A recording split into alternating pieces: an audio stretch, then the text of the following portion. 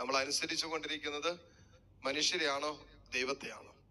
അതുകൊണ്ടാണ് വചനം പറയുന്നത് ദൈവത്തെക്കാൾ ഉപരി, ദൈവിക നിയമങ്ങളെക്കാൾ ഉപരി മനുഷ്യരെ അനുസരിക്കുന്നത് ന്യായമാണോ? എവിടെ?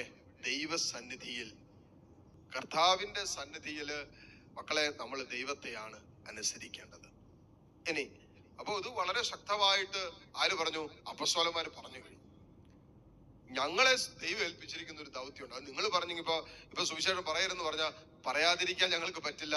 കർത്താവ് ഞങ്ങൾക്ക് തന്ന കൽപ്പനയാണ്, ലോകത്തിന്റെ അതിർത്തികൾ വരെ നിങ്ങൾ എനിക്ക് സാക്ഷികളാകാൻ. പറയാ.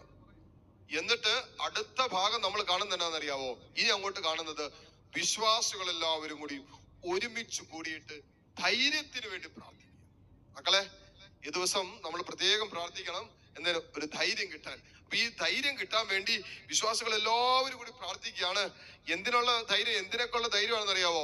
സുവിശേഷം പ്രസംഗിക്കാനുള്ള ധൈര്യം, വിശ്വാസത്തിൽ നിലനിൽക്കാനുള്ള ധൈര്യം, കർത്താവിന്റെ നാമത്തിൽ അത്ഭുതങ്ങളും അടയാളങ്ങളും വീണ്ടും പ്രവർത്തിക്കാനുള്ള ധൈര്യം, കർത്താവിന്റെ പുനരുത്ഥാനത്തിന് സാക്ഷ്യം നൽകാനുള്ള ധൈര്യം.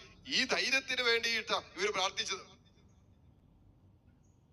ഇവര് എല്ലാവരും കൂടി ഒരുമിച്ച് കൂടി, അപ്പസ്തോലന്മാർ ഒരുമിച്ച് കൂടി ഇവര് ധൈര്യത്തിന് വേണ്ടി പ്രാർത്ഥിച്ചു. ഒരു ഉന്നതമായ ഒരു അഭിഷേകം വെളിപ്പെട്ടു.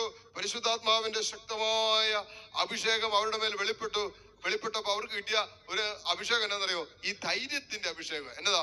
സുവിശേഷം പ്രസംഗിക്കാനുള്ള ധൈര്യം, യേശുവിന് സാക്ഷിയാകാനുള്ള ധൈര്യം, അതായത് വിശ്വാസത്തിൽ നിലനിൽക്കാനും തുടരാനുമുള്ള ധൈര്യം, ശക്തിയോടെ യേശുവിന്റെ പുനരുത്ഥാനത്തെ കുറിച്ച് പ്രഘോഷിക്കാനുള്ള ധൈര്യം, യേശുവിന്റെ നാമത്തിൽ അത്ഭുതങ്ങളും അടയാളങ്ങളും ചെയ്യാനുള്ള ധൈര്യം.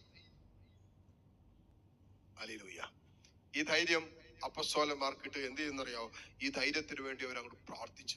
പ്രശ്നങ്ങളൊക്കെ കൂടി കഴിഞ്ഞപ്പോ ഇങ്ങനെ ഇവർക്കെതിരെ, ഇവരുടെ ശുശ്രൂഷകൾക്കെതിരെ ശക്തമായ പ്രതിബന്ധങ്ങളും ബുദ്ധിമുട്ടുകളും പീഡനങ്ങളൊക്കെ വന്നു കഴിഞ്ഞപ്പോ അവരെന്നാ ചെയ്ത്? അവരെല്ലാവരും കൂടി ഒരുമിച്ച് ചേർന്നിട്ട് പ്രാർത്ഥിക്കാൻ തുടങ്ങി. ഇങ്ങനെ ചേർന്നിട്ട് ധൈര്യം തരാ. എന്തിനാ? ഈ സുവിശേഷത്തിന് വേണ്ടിയുള്ള പീഡനങ്ങൾ സഹിക്കാനുള്ള ധൈര്യം ഞങ്ങൾക്ക് തരണമേ, ഈ സഹനങ്ങളുടെ നടുവിലും സുവിശേഷം പ്രസംഗിക്കാനുള്ള കരുത്ത് ഞങ്ങൾക്ക് തരണമേ എന്ന് ഇവര് ആ ഒരു ധൈര്യം കിട്ടാൻ വേണ്ടി പ്രാർത്ഥിക്കാൻ തുടങ്ങി. മക്കളെ, നമ്മൾ പ്രാർത്ഥിക്കണം. എന്തെല്ലാം ജീവിതത്തിന്റെ പ്രയാസങ്ങളിലും പ്രതിസന്ധി ഘട്ടങ്ങളിലൂടെ നമ്മൾ കടന്നു പോകേണ്ടി വന്നാലും, കർത്താവെ, വിശ്വാസത്തിൽ നിലനിൽക്കാനുള്ള ധൈര്യം എനിക്ക് തരണമേ, വിശുദ്ധിയിൽ നിലനിൽക്കാനുള്ള കരുത്ത് എനിക്ക് തരണമേ, പ്രാർത്ഥനയിലും ദൈവസ്നേഹത്തിലും ഐക്യത്തിലും നിൽക്കാനുള്ള ഒരു അഭിഷേകം എനിക്ക് തരണമേ എന്ന് പറഞ്ഞ് ഈ ധൈര്യം കിട്ടാൻ വേണ്ടി നമ്മൾ പ്രാർത്ഥിക്കണം. ഇന്റർവ്യൂവിന് അപ്പിയർ ചെയ്യാനുള്ള ധൈര്യത്തിന് വേണ്ടിയല്ല പ്രാർത്ഥിക്കേണ്ടത്. പരീക്ഷയ്ക്ക് അപ്പിയർ ചെയ്യുമ്പോൾ പേടി വരാതിരിക്കാനുള്ള ധൈര്യത്തിന് വേണ്ടിയല്ല പ്രാർത്ഥിക്കേണ്ടത്. മറിച്ച് സുവിശേഷം പറയാനും പ്രസംഗിക്കാനും സുവിശേഷം ജീവിക്കാനുള്ള ധൈര്യത്തിന് വേണ്ടി, യേശുവിനെ കൊടുക്കാനുള്ള ധൈര്യം കിട്ടാൻ വേണ്ടി പ്രാർത്ഥിക്കണം.